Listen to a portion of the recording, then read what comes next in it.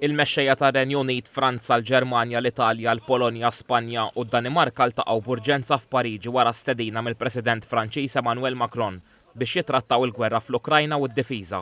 Preżenti wkoll fil-Palazz Élysée il-President tal-Kummissjoni Ewropea Ursula von der Leyen, il-President tal-Kunsill Ewropew Antonio Costa u s-Segretarju Ġenerali tan-NATO Mark Rutte. Sigħat qabel dan is-summit informali il-Prim Ministru Ingliż Keir Starmer qal li jekk hemm bżonn pajjiżu lest li jibgħat soldati Ingliżi fl-Ukrajna bħala parti minn ftehim għall-paċi.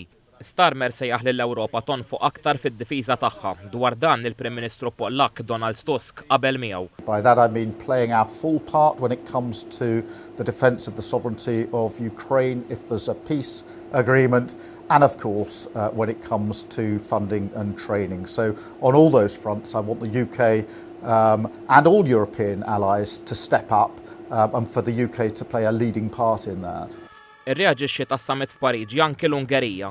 Il-Ministru tal-Affarijiet Barranin Ungeriż Peter Szijjártó qal li dan is-summit hu favur il-gwerra u kontra Trump u għandu lan li jxekkel ftehim dwar il-paċi fl-Ukrajna.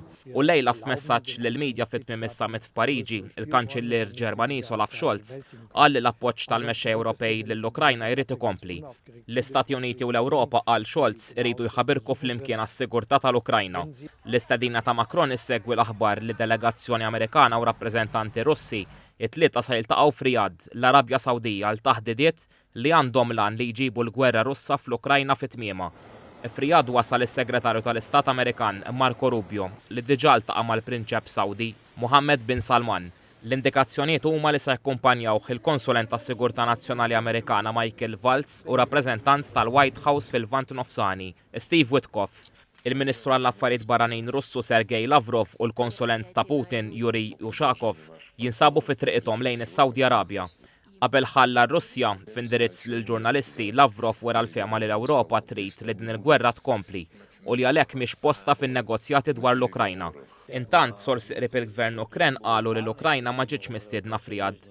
Dan minkejja li l-President Amerikan Donald Trump wiegħed lil dak Ukren Volodymyr Zelensky li se jkollu sehem fin-negozjati għall paċi fl-Ukrajna.